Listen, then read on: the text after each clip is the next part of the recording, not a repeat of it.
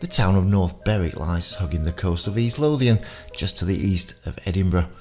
It's a small, sleepy old fishing town and yet has several surprising claims to fame. The island of Phaedra that can be seen from the West Beach was the inspiration for Robert Louis Stevenson's Treasure Island. However, it was also the place of some of the most brutal and horrific witch trials ever seen in Scotland. This story is about much more than modern day theories. The idea of a cave, a cauldron and a black cat won't be our focus, or should I say hocus focus. It tells of unbearable suffering, horrific treatment and innocence, and the subjugation and oppression against women.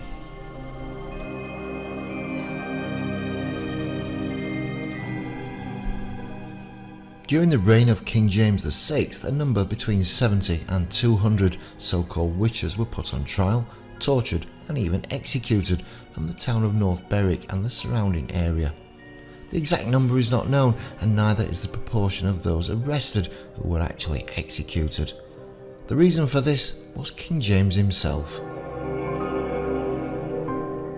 So how did this all begin? A sensational case involving the royal houses of Denmark and Scotland. King James VI sailed to Copenhagen to marry Princess Anne, the sister of Christian IV of Denmark. During their return to Scotland, they experienced terrible storms and had to shelter in Norway for several weeks before continuing.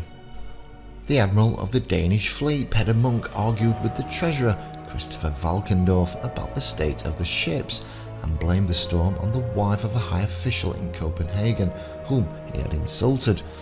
All this led to witchcraft trials which were held in Denmark in July 1590.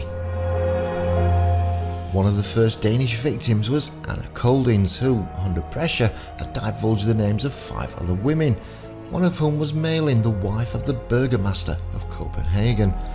They all confessed that they had been guilty of sorcery in raising storms that menaced Queen Anne's voyage, and that they had sent devils to climb up the keel of her ship.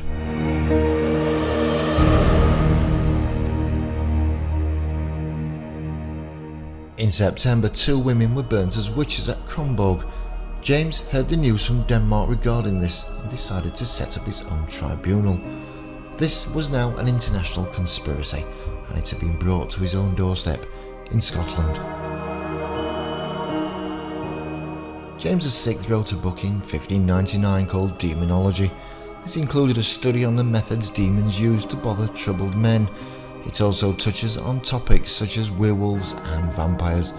It was a political yet theological statement to educate a misinformed populace on the history, practices and implications of sorcery and the reasons for persecuting a person in a Christian society accused of being a witch under the rule of canonical law.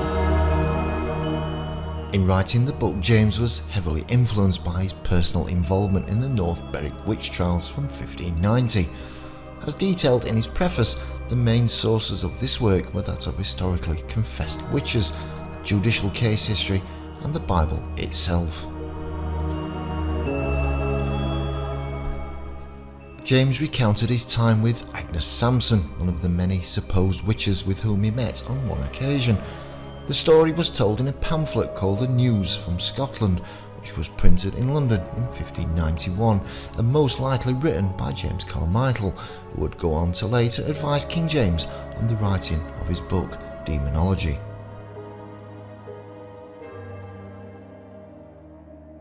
Yet the one person that had the biggest effect on King James was Agnes Sampson. Sampson lived at Netherkeith, a part of the barony of Keith in East Lothian, Scotland. She was considered to have healing powers and acted as a midwife. The indictment against her indicated that she was a widow with children. Like the others under torture, she confessed to the crime of attempted murder of King James. Thought to be the leader of the coven, Agnes was taken to Holyroodhouse to speak directly with the king. Her interrogation was a simple matter, and she repeated her confession to the king as she had firstly admitted it under torture. She spoke of her coven meeting with the devil with the intention to raise a storm to kill the queen on her voyage from Denmark. Yet James, whose fascination of the subject at first did not believe what Agnes told him.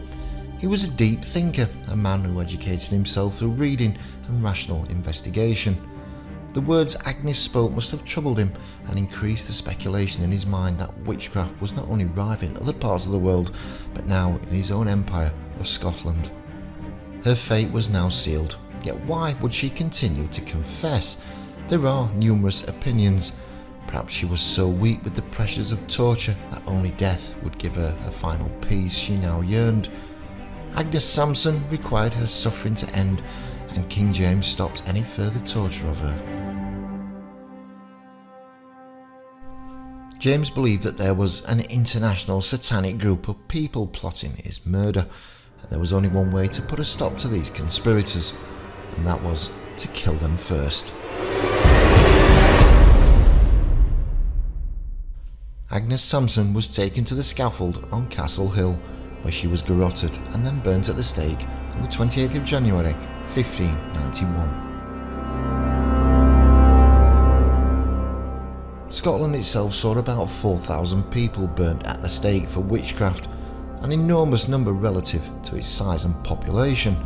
Witchcraft and demonology were woven into early European and medieval life, and people really did believe that dark acts occurred throughout the night and that Satan could utilise humans as agents for his dark plans, the ultimate confrontation against God, or good versus evil.